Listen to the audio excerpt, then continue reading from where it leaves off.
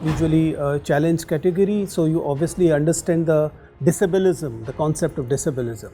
Do you think we should try to get POK freed? Can you throw light on something which a very popular psychologist Solomon Asch talked about, of conformity? What does happiness means to you? And he answered the question himself. Yes, I've met one such fellow, the president of Ukraine. You're Mr. Manu Garg, Yes. right? Manu Garg.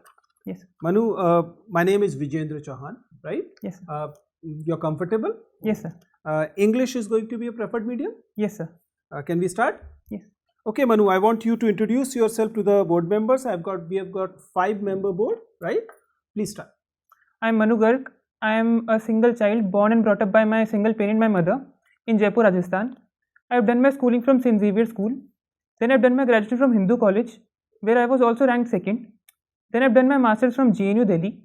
And recently I have been also selected in the PhD program at JNU in Center for South Asian Studies. Okay. Anything else you want to add? Sir, my interests are in discussing about geopolitics, and also I have a keen interest in listening to audiobooks and comical podcasts. Okay. You just mentioned that you have done graduation from Hindu College, which is one of the better colleges in the country. Yes. Your post-graduation is from JNU, again one of the best institutions. Your interest is also in the similar field, which is geopolitics, right? Yes, sir. But you end up taking Indian Foreign Service as number 10. Yes. I mean, it's not matching. You're not confident enough to work for the nation? Sir, I am keenly desiring to opt for Indian Foreign Service, but actually the firm vacancies released by UPSC, there are no seats for my category visually impaired. So therefore, I have opted the seats where there are vacancies on the top, and just after that I have mentioned Indian Foreign Service, so that if there is any restructuring in any case, then I would be allotted Indian Foreign Services. Okay. I didn't understand. You should have left it for them to decide. He said there are no vacancies for the visually challenged in this year in Foreign Service. That's why I have not chosen. Do we do that? They do release a list, but I still don't think so. But you need to fill the form. But anyways, okay, let us start then.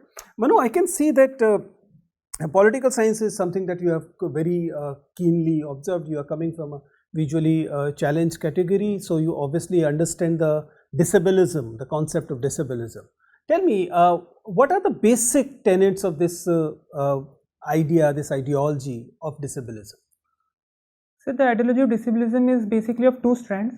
Firstly, there is a medical definition of disability, which says that there is some deficiency in a person which hinders him to act in the society, and he is not able to have proper functions. Whereas there is a social model of disability. The social model basically focuses on that if a particular type of resources are provided, then a disabled person is not less than any other person. But when I say disabilism, I basically means the idea which believes that it's not some kind of a disease to be cured. It is basically the structures which are ableist, and that's why they disable individuals. Do you agree?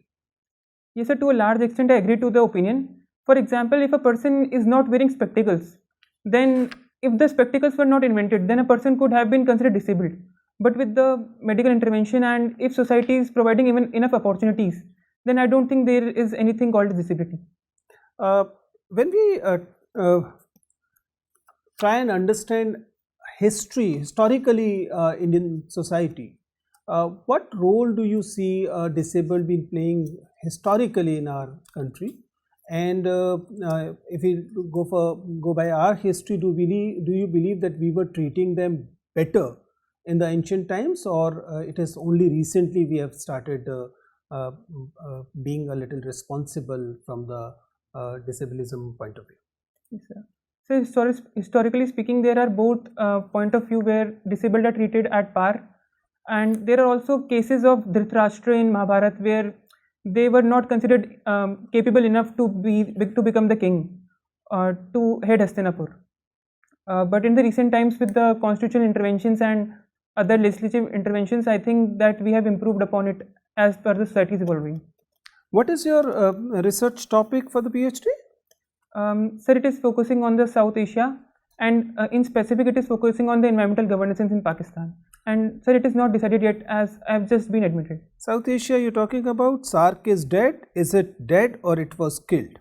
If it's killed, who murdered SAARC? So the last meeting of SAARC being organized in 2014 is a testimony to the failure of SAARC in the recent times. But I think it was killed by the Pakistani obstructionism, where it was raising up issues of bilateral importance on platforms like SAARC. But responsibility lies with India of protecting such an institution, and India failed in protecting the platform of SAARC. Do you see that India being complicit in this murder of this multilateral organization? Sir, I would like to politely disagree that India has failed SAARC, because even in the recent COVID pandemic, India took all the initiatives. It even established a SAARC fund to dispense the COVID vaccines and medicines to the people of SAARC, and India is taking steps, but the Pakistani continuation of raising up Kashmir and such bilateral issues is making it a stopped caravan. Manu, last one from me. You are studying from Jawaharlal Nehru University. SAARC also established a very important university in Delhi, but now it is not being favored by many students, neither from India nor from the neighboring countries. I mean, not to the extent it started. Do you believe that South Asian University is also a failed experiment? No, sir, there are many students that, in my experience, I have seen that students in India and students from abroad also are showing some vigor in the SAARC institution, this SAU university. There are certain challenges of funds being raised, and Pakistan's boycott due to its headquarters being in India is posing certain challenges, but still I don't think that it's a failure. Thank you. Manu, there is a university called SAARC University. Yes. You're aware of that. And there was a vice chancellor who belonged to your previous college, Hindu college. What's the name? Sir, I'm not sure. Sir, I will have to read. You're not sure.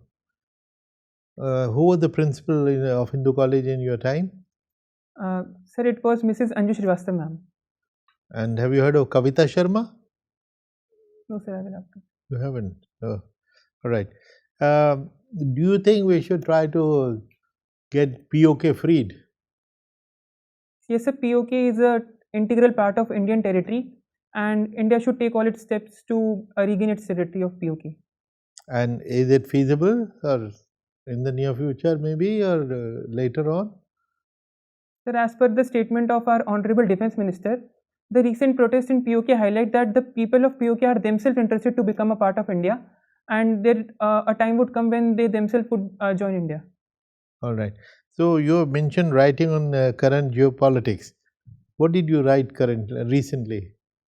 So recently the last article I wrote was regarding the Taliban conquest of Afghanistan and the implications that it will have on South Asia and particularly India and Pakistan. Where did you write it?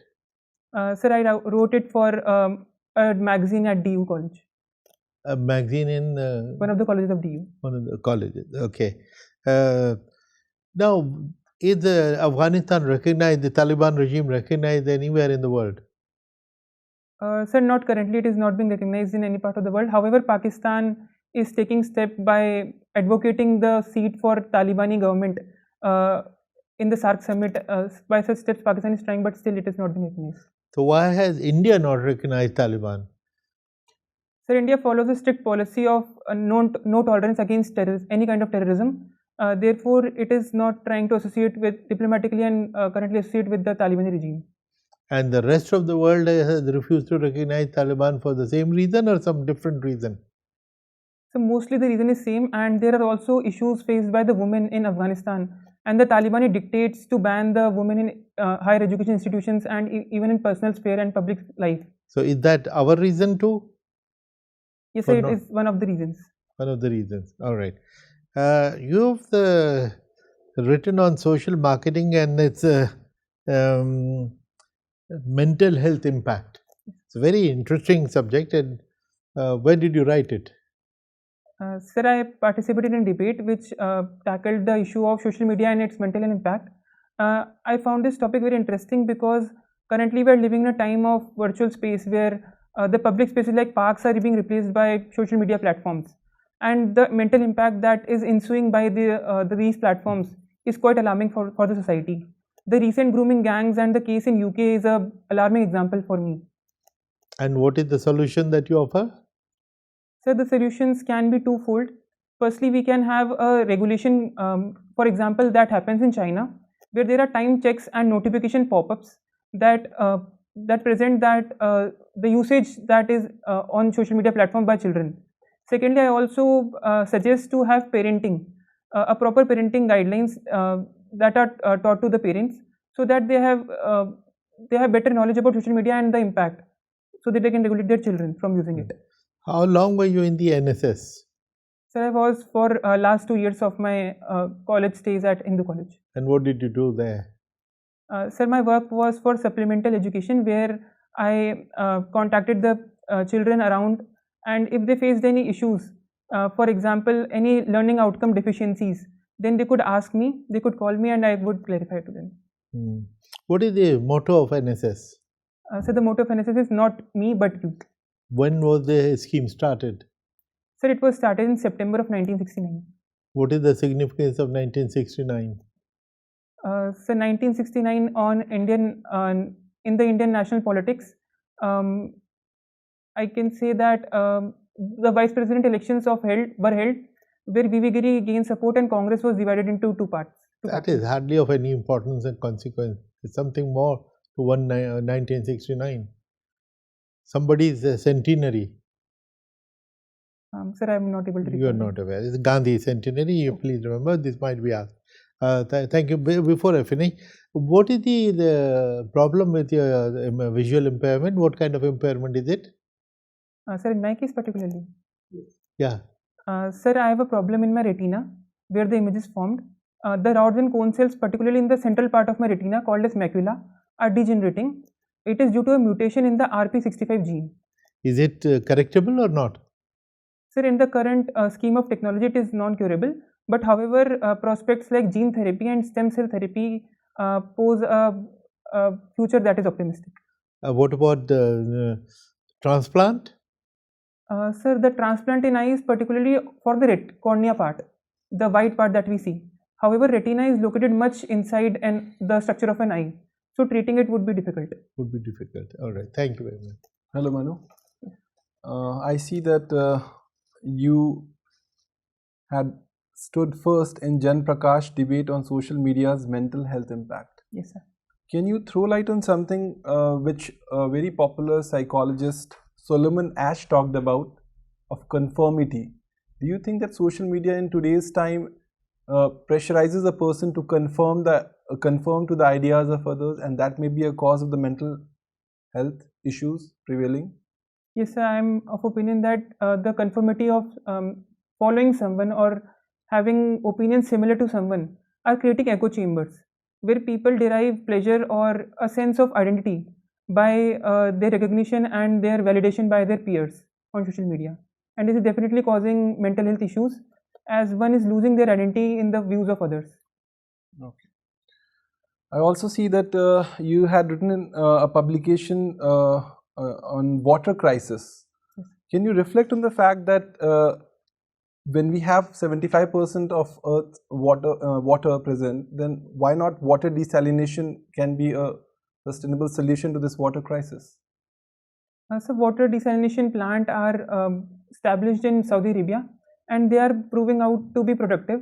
However, on a large scale, it seems that promoting desalination plants would create a water paradox, where the rich people would be able to afford water, but at the same time, the people who are not so well off would face difficulties in buying water. You mean to say that what the future is not water desalination? Sir, it can be one of the solutions, but definitely other solutions should also be considered, like reviving rivers and also treating the sewage water. So do you think that interlinking of rivers from surplus to deficit is a sustainable solution, and what are its impact on the environment at large? Yes, sir. So linking of rivers like SYL Canal and Ken Betwa project can be useful to have water parity among regions. However, it imposes certain environmental risks. For example, the clearing of forests and dredging the area to supply water to deficit areas can lead to problems of animal migration and to impact the natural course of rivers. Okay. Have you heard of the word Gothan, which is used in the context of parali and cutting of the parali and usage of it? Have you heard of it? The Chhattisgarh model of dealing with pollution. Sorry, sir, I'm not aware. What exactly do you think is the problem of Delhi's pollution? What are the 5 probable reasons for this, and what would be the solution, a sustainable one that you would suggest? Yes, sir. Sir, Delhi's pollution is a multidimensional issue. Firstly, the geography of Delhi, where the cold winds and the western disturbances come and settle down in Delhi, makes it an isolated gas chamber. So, secondly, the Delhi being a national capital territory, there are industrial activities, and in any industrial town, there are pollution that can be seen. For example, the London smog and the Beijing smog. So, thirdly, the areas around Delhi, for example, Rajasthan and Haryana, there are farmers who are burning parali, whose smoke comes and enters Delhi. Fourthly, the traffic congestion. Delhi is hosting a huge population in compared to its surface area. So therefore, the footfall and the footprint of the carbon footprint of people is huge. And yeah, please continue. Yes, sir. And sir, the fifth problem would be the construction of buildings in Delhi. The construction of buildings which is leading to high carbon output. Also, the increasing of private cars and the less use of public transportation.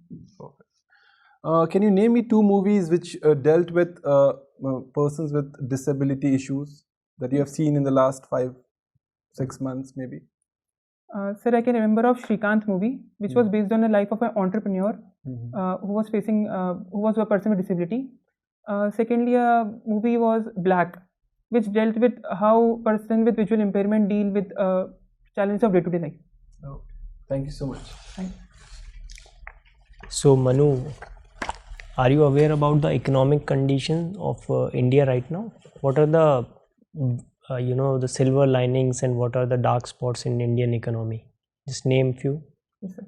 So despite the global poly crisis that affected the world after the Russia-Ukraine war and the COVID pandemic, India's economy is still growing at a decent pace, where Europe is facing recession. So the bright spots of Indian economy are that it is going through a demographic window of opportunities till 2047 and 2041 and 2061. Also, the current research potential and the research expenditure had doubled in the last 10 years, from 60,000 crores to 1,27,000 crores. Also, Honorable Prime Minister has announced 2025 to be a year of reforms. That itself is a marker that Indian economy is ready to bear reforms. However, there are certain challenges like skill gap. As per a recent report, only 45% of the individuals are employable. That is an issue and a concern. At the same time, there is also unemployment rates that are rising and economic disparities that are increasing. Okay, economic disparity worldwide and in India, if you compare, so is there any index by which we can measure the inequalities? So there are certain indexes that are released by CMIE. Also, there is, sir, I'm not able to recall the graph. Okay. Tell me one thing, that FIIs, you know about FIIs? Yes, sir. So they are withdrawing money from Indian markets and putting it in US markets. What can be the probable reasons for the same? So the Fed rate hike of USA Federal Bank is one such reason, where they are finding better opportunities abroad. So the second reason could be the ease of doing business and the increase in the long-term capital gains tax that India has imposed, which is leading to the outflow of FIIs. Okay. Recently there was a news about the trade deficit in India, which has increased in the past quarter. So what is the reason for the same? So the increase in trade deficit is mostly because of China, where we are importing a lot of items from China and we are dependent upon the raw materials like APIs. Also, we being an energy deficit country are importing oils, both that is cooking oil and the fuel from Middle East. Sir, one more reason that I think is the less investment in our mineral exploration capabilities. I find that the China model, where they are investing a lot in areas of oxygen and around, is leading them to explore many minerals that they are using for their growth, which India is lacking currently. Okay, what kind of minerals in Aksai Chin region? Sir, they have currently found out gold reserves, which can make them a gold exporting country in the future. Okay. Tell me that freebies are a part and parcel of the Indian politics today, right?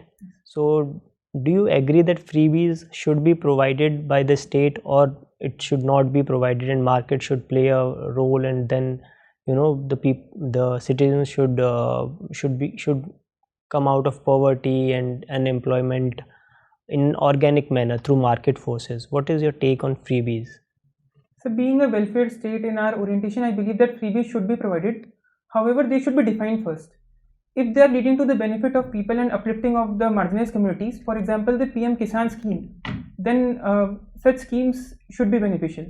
However, mere distribution of utility items just to entice voters, I think, should be avoided to prevent India from going a downhill like we have seen in the Sri Lankan case. Okay, my last question. What does happiness means to you? Sir, happiness to me would imply if I complete my daily targets, the time that I spent with my mother and the ideas that I share give me ultimate happiness. And happiness to me is not just what I achieve, but the satisfaction that I feel when I am of some use to some other person. Okay, thank you. Mr. Garg, Yes. very nice to meet you. And you're very good. What is your mother's education? So my mother is a master's in sociology, and she has also done bachelor's in economics and sociology and political science. Okay. You seem to have a lot of interest in international affairs. ये रूस Ukraine के बीच में जो हो रहा है सही हो रहा है? नहीं सर, रूस और यूक्रेन के बीच में जो हो रहा है वो वॉर है और वो इंटरनेशनल ट्रीटीज का भी उल्लंघन है, और इसमें जो वायलेंस हो रहा है, जितने लोग मर रहे हैं, सिविलियंस जितने मर रहे हैं, तो उसको तुरंत रोकना चाहिए. कौन रोकेगा? सर, इंटरनेशनल कम्युनिटी को, और सबसे पहले तो रशिया यूक्रेन खुद को आपस में समझना चाहिए कि ये जो हो रहा है वो गलत हो रहा है, और उनको आपस में एक समझौता बैठाना चाहिए. अभी प्रेसिडेंट इलेक्ट डोनाल्ड ट्रंप से बहुत उम्मीद है दुनिया को कि वो इस वॉर को रुकवाएंगे. Let me tell you something, beta. I've been in international diplomacy for 51 years and counting. मेरे एक मित्र हैं हंगरी के prime minister Viktor Orban. We went to the same college in Paris. उन्होंने हाल ही में कहा था, Have you ever met a fellow who does not want the war to stop that is destroying his country? And he answered the question himself. Yes, I've met one such fellow, the president of Ukraine. वो जंग रोकना नहीं चाहता, उसको पैसे मिलते हैं. Far more than what you read in the media. Anyway, my question again to you. How can we is the United Nations any use to the world? So the United Nations has been dysfunctional in the case of preventing wars, which was presented in Article 1 to prevent the world from scourge of war. However, its utility is still existing in form of when it delivers products to countries like Africa, where it is providing aid and assistance to the people, directly to the people. So it is still relevant. How much of the UN's budget, give me a wild estimate, goes on administrative costs when they go and help somebody in Somalia or Haiti or so on? How much do they spend on them? Let's say $100. अपने ऊपर कितना खर्च करते हैं? Sir, I'm not sure. 80%. 20 जाता है उस beneficiary को, बाकी ये खा जाते हैं. अच्छी चीज़ है, बुरी चीज़ है? Sir, but the administrative staff that goes around is, for example, the UN peacekeeping force. It is helping to prevent conflicts. It is? Helping to prevent conflicts. Where? Doesn't matter. आप जो बात कर रहे थे ना inequality की, I think what the term you were looking for was the Gini coefficient. Yes, sir. Is that what you were looking yes, for? Sir. Yeah. Great. Well, I have nothing more to ask you. I think you're brilliant. You're outstanding. I find you very relaxed. I find you very comfortable. And the level of your knowledge is excellent. So keep it up, son.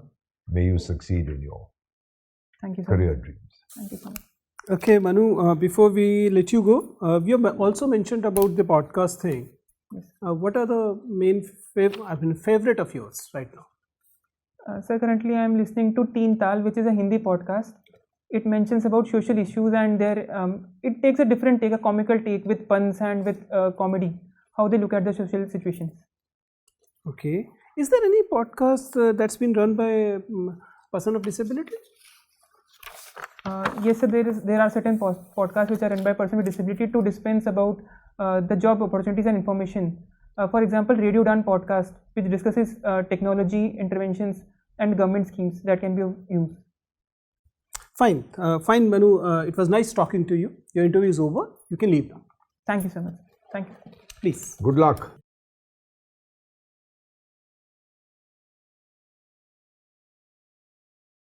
So, Manu, your interview is on 27th of January. and it is going to be your first interview at the UPSC? Yes, sir. Okay. 27th of January means you still have some days, right? Yes, sir.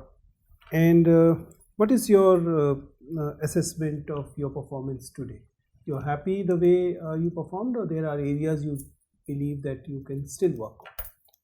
Sir, in the initial part of interview, I got very nervous and I was fumbling a lot. Similar case, I continued to fumble and I continued to be nervous. I knew about Gini coefficient and such technical details.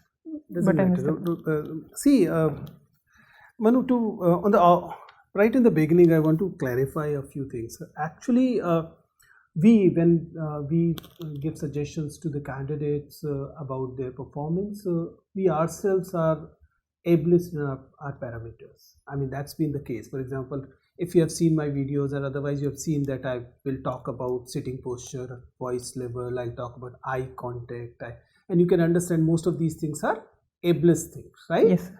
And the same parameters will not and should not apply on your performance. I mean, some of these should not apply. So there are limitations of my feedback when it comes to verbal and non-verbal communication. The only thing I have to suggest in your case is, if it is in your control, can you reduce your speed a bit? Okay. Right. That will make your voice more effective. Right. If you what I'm trying to say is that make good use of pauses. You probably already know that pauses play as important role as the speech itself when it comes to communication. Yes. Right? Pauses Yes. and emphasis. If you're able to use these two tools a little bit more creatively, you're already wonderful, to be honest. I mean, you're probably maybe 15th or 20th visually challenged candidate I am interviewing in my career, and you're among the best lot, right? And I know there's some who you must already be following the visually challenged one, and most likely I've taken their interview as well. Yes. But you are definitely very, very good, right? You're good in terms of not just the communication, but also in terms of the preparation and the content part, right? But then sky's the limit. You can still revise a few things, right? Yes. So you need to work on a few areas. When you're talking about, the only suggestion I have, because the way you analyze was good. Your strength was you know what you know and you know what you don't know. You are not unnecessarily claiming to be knowing something which you do not know. If there was an area which you couldn't answer, you're saying no, right? Which is a nice thing.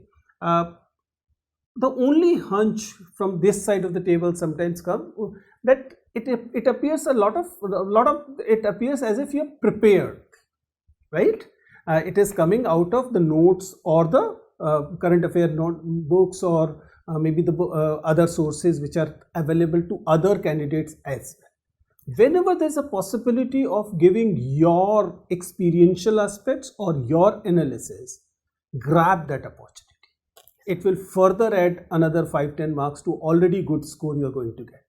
You're getting my point? Yes, sir. So if you're giving, if you're talking about international relation, you're talking economy, society, whatever, your first intention always is to give the information you already have from the books. Fine, there's nothing wrong with it.